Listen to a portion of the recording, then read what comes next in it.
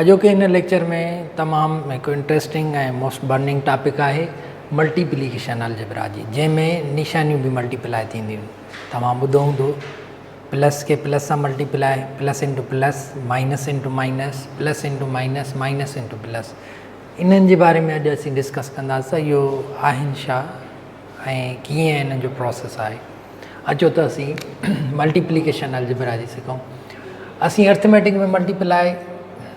असांखे ख़बर आहे 5 इंटू 6 30 एंड 3 इंटू 7 21। ही सिंपल मल्टीप्लिकेशन सिखीसीं। ही अर्थमेटिक जी मल्टीप्लाई। अलजेब्रा जी मल्टीप्लिकेशन बिल्कुलु ई आसान आहे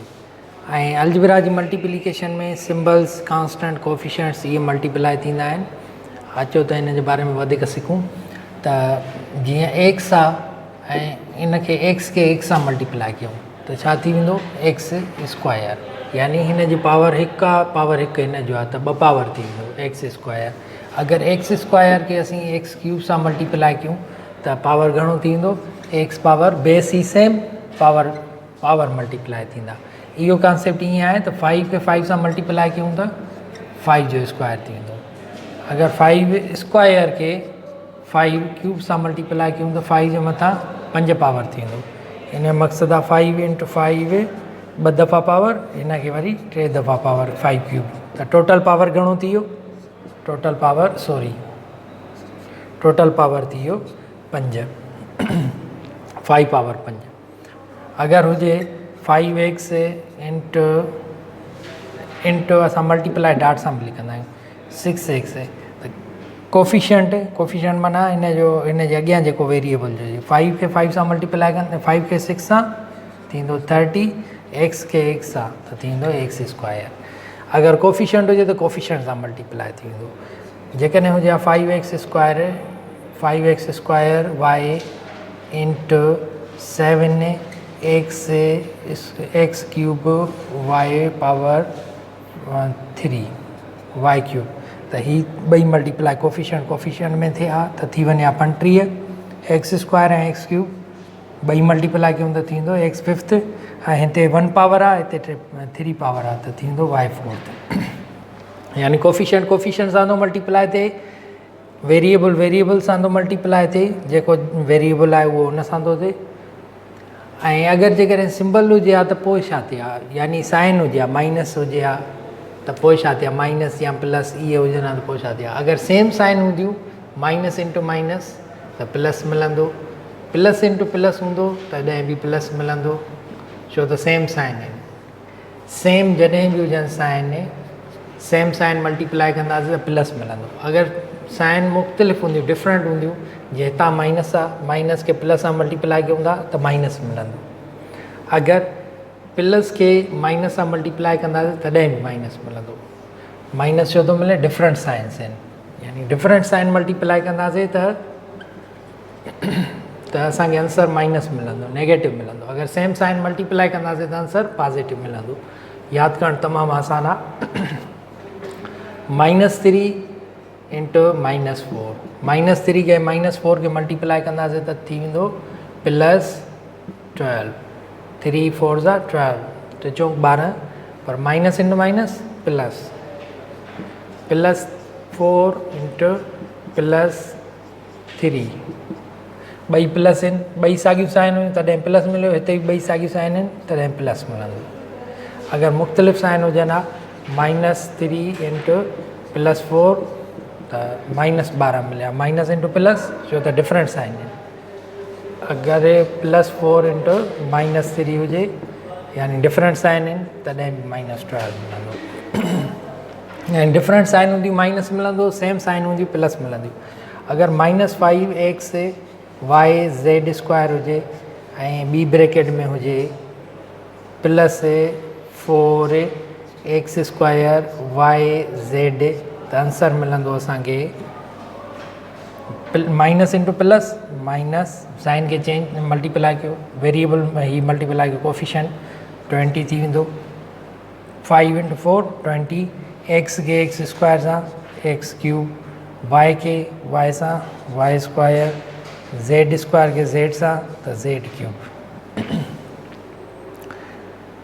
साॻी तरह -3xy ऐं -4xyz त ही थी वेंदो minus into minus plus 12 x खे एक्स सां एक्स स्क्वायर वाई खे वाई सां वाई स्क्वायर ज़ेड हेॾे कान्हे का ज़ेड हिन सां मल्टीप्लाई थींदो साॻियो ई ज़ेड ईंदो ज़ेड जो पावर हेॾे न थींदो वधंदो पावर न सेम हूंदो हीअ आंसर थी वियो डिस्ट्रीब्यूट भी थी सघनि था यानी अगर ॿ टर्म्स हुजनि ऐं उन्हनि खे मल्टीप्लाई कंदड़ हिकिड़ो हुजे त डिस्ट्रीब्यूशन थींदी जीअं 5x आहे अगरि असीं मल्टीप्लाई कयूं 5x खे x प्लस 3 सां त आंसर थी वेंदो हिन जो हिन ॿिन्ही सां मल्टीप्लाई करिणो हिन 5x खे 5x खे x सां बि कंदासीं 5x खे 3 सां बि कंदासीं 5x खे x सां कयूं त 5x स्क्वायर अगरि 3 सां मल्टीप्लाई कयूंसि त प्लस इंटू प्लस प्लस 3 खे 5 सां मल्टीप्लाई कयूं त 15x थी वेंदो हीअ थी वियो आंसर अहिड़े तरीक़े सां अगरि जेकॾहिं हुजे 5x मल्टीप्लाई कयूं y माइनस 3 सां आंसर थींदो 5x खे y सां मल्टीप्लाई कयूं त 5xy plus into minus minus 5 खे 3 सां मल्टीप्लाई कयूं त 15 ऐं x सेम ईअं थींदो अगरि ॿियो for example 4x into xy plus yz हुजे त आंसर थींदो 4 खे x सां कयूं xy सां मल्टीप्लाई कयूं त 4x स्क्वायर x खे x सां त x स्क्वायर थींदो y सेम इन 4x खे yz सां मल्टीप्लाई कयूं त थींदो 4xyz हीअ आंसर अगरि हिते हिकु ब्रेकेट आहे अगरि ब्रेकेट्स ॿ हुजनि त for example x plus 3 x plus 5 brackets ॿ आहिनि हिकु हीअ ब्रेकेट आहे ॿी ही ब्रेकेट आहे हिन खे ॿिनि तरीक़नि सां मल्टीप्लाई करे सघिजे थो हिकु त हीअ लाइन में यानी हॉरिज़ॉन्टल ॿियो वर्टिकल मेथड आहे पहिरियां असीं हिन खे हॉरिज़ॉन्टल सॉल्व कयूं पोइ वर्टिकल तरीक़े सां बि सॉल्व कयूं था ॿ तरीक़ा आहिनि पर आंसर सेम मिलंदो ॿिन्ही में एक्स खे छा कबो ही एक्स हिन खे डिकम्पोज़ कंदासीं एक्स लिखंदासीं एक्स खे हिन सॼे सां मल्टीप्लाई करिणो आहे हिन ब्रेकेट सां जीअं हीअं करे आयासीं एक्स प्लस 5 हाणे वरी हाणे 3 खे मल्टीप्लाई कंदासीं हिन साॻी ब्रेकेट सां 3 खे बि हिन साॻी ब्रेकेट सां मल्टीप्लाई कयूं यानी एक्स खे हिन सॼी ब्रेकेट सां मल्टीप्लाई कयोसीं एक्स प्लस 5 सां पोइ 3 प्लस 3 खे बि हिन सॼी ब्रेकेट सां मल्टीप्लाई करिणो आहे हाणे एक्स खे हिन सां मल्टीप्लाई कयूं साॻी तरीक़े सां जीअं करे आयासीं एक्स खे एक्स सां एक्स स्क्वायर एक्स खे 5 सां त प्लस 5x ऐं हिन खे हाणे 3 खे मल्टीप्लाई कयूं हिन सां plus 3 into x 3x plus into plus plus 5 3 सां 15 यानी 3 सां बि मल्टीप्लाई 3 खे x सां मल्टीप्लाई कयोसीं 3 खे पोइ 5 सां मल्टीप्लाई कयोसीं हाणे हिकु जहिड़ा एड कंदासीं जेके हिकु जहिड़ा आहिनि 5x ऐं 3x ॿई हिकु जहिड़ा आहिनि हे बि x आहे हिते बि x आहे ॿई हिकु जहिड़ा आहिनि एड कंदासीं x square plus 8x plus 15 ही थी वियो आंसर वर्टिकल मेथड सां x प्लस 3 खे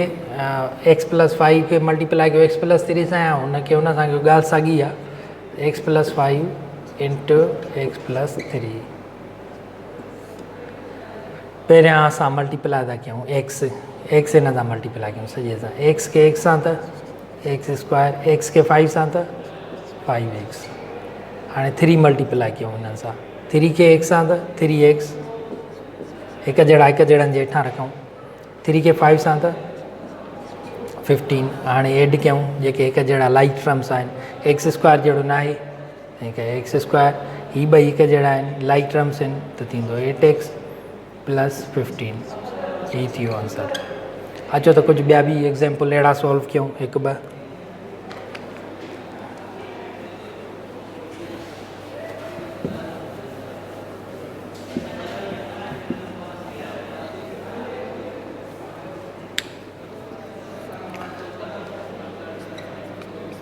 x माइनस 3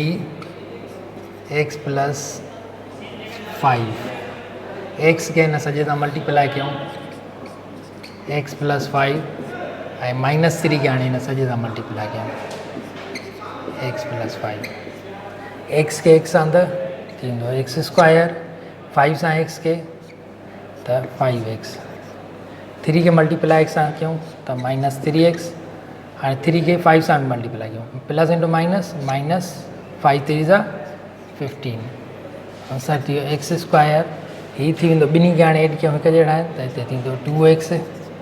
माइनस जा 3 त हिन करे 2x थी वेंदो प्लस जा 5 आहिनि ही थी वेंदो माइनस 15 इहो थी वियो आंसर कीअं थियो एक्स खे इन सॼे सां मल्टीप्लाई कयोसीं ब्रैकेट सां एक्स प्लस 5 सां वरी माइनस 3 खे बि इन सॼी ब्रैकेट सां मल्टीप्लाई कयोसीं एक्स के एक्स सां बि मल्टीप्लाई कयोसीं 5 सां बि मल्टीप्लाई कयोसीं एक्स के एक्स सां त एक्स स्क्वायर 5 सां मल्टीप्लाई कंदासीं 5x थींदो हिन माइनस 3 के एक्स सां बि मल्टीप्लाई कंदासीं 5 सां बि एक्स सां मल्टीप्लाई कंदासीं माइनस 3x थींदो प्लस इंटू माइनस माइनस 5 सां मल्टीप्लाई कंदासीं 15 थी वेंदो हिकु जहिड़ा टर्म एड कयासीं आंसर इहो अची वियो हिन खे वर्टिकल तरीक़े सां बि सॉल्व करे सघूं था साॻिए तरीक़े सां साॻियो आंसर ईंदो बहितर आहे ॿियो एग्ज़ाम्पल कयूं 2x plus 3 4x 5x plus 2 2x के हिन सॼी ब्रैकेट सां मल्टीप्लाई कयूं 2x इंटू 5x प्लस 2 3 के मल्टीप्लाई कयूं हिन सॼी ब्रैकेट सां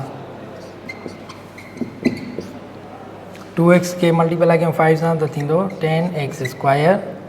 2 इंटू 5 10 एक्स के एक्स सां एक्स स्क्वायर हाणे 2x के 2 सां मल्टीप्लाई कयूं त थींदो 4x प्लस हाणे 3 के मल्टीप्लाई कयूं 5 सां त थींदो 15x 3 के 2 सां मल्टीप्लाई कयूं त प्लस इंटू प्लस प्लस 3 2 जा 6 हिकु जहिड़ा एड कयूं 10x स्क्वायर ही ॿई हिकु जहिड़ा आहिनि थींदो 19x प्लस 6 ही थी वियो आंसर प्रैक्टिस तव्हां करे सघो था अहिड़ा खोड़ सारा सम्स आहिनि जेके आउं तव्हांखे PDF में बि शेयर कयां थो लिंक ज़रिए